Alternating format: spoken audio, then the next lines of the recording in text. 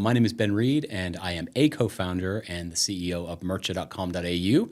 So Mercha is a digital disruption business. We're disrupting what I'd say is very archaic, fragmented, $127 billion global promotional products industry. And we are applying a tech-first approach to basically solving all the problems that companies have around branded merch, of which there are many.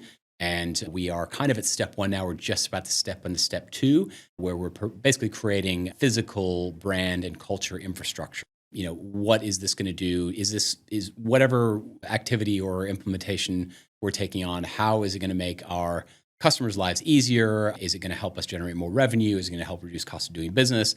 Is it going to help our people to do what they need to do better, faster, easier? So we look at most things in that context. And of course, we always apply the ROI lens. I had originally met the Decidr guys on a recommendation from an investor.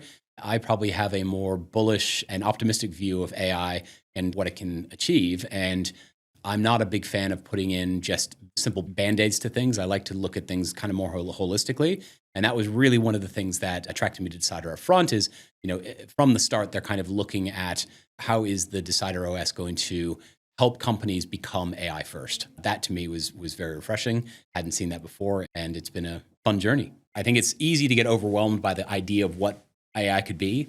For us, it was really important that we, again, took a practical lens and say, okay, well, what do we think we could be doing now if AI as a tool can unlock, for example, just take a simple metric, time, right? So we've got salespeople. They only have a certain amount of time that they work for us. If we can get them spending more time dealing with customers, talking to them on the phones, interacting with them, developing rapport, that generally is better for us, right?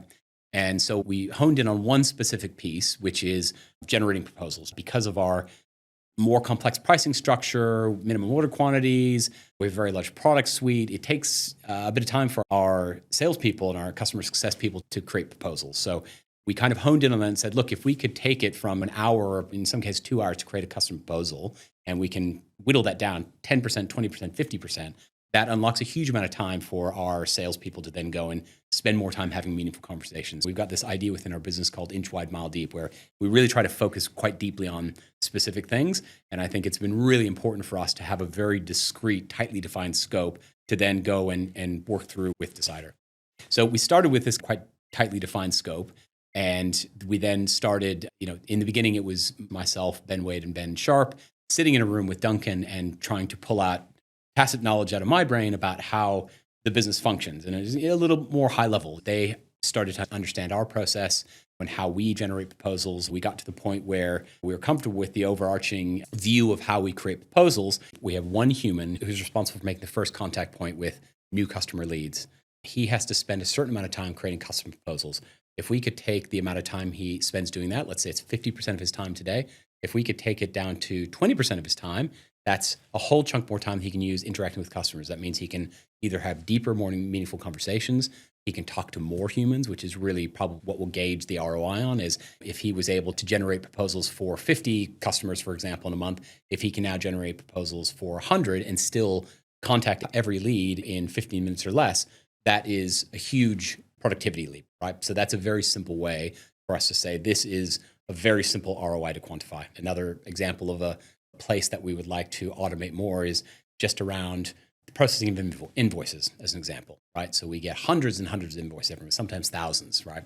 And those all have to be processed. They have to be categorized. They have to be sent from A to B, et cetera, et cetera. So if Decidr can start to connect those dots for us across operations, make our customers' lives better, easier, faster, if it can reduce our cost of doing business, if it can, help our salespeople do what they're best at, which is talking to other humans, then that is totally worth down the path of doing.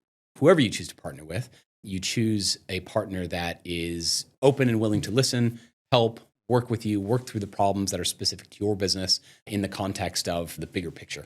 Decidr, in a lot of ways, meets our needs in that regard, but they also are looking at this future view for what it could be, as in what could the OS be? What could an ideal state of AI look like for companies?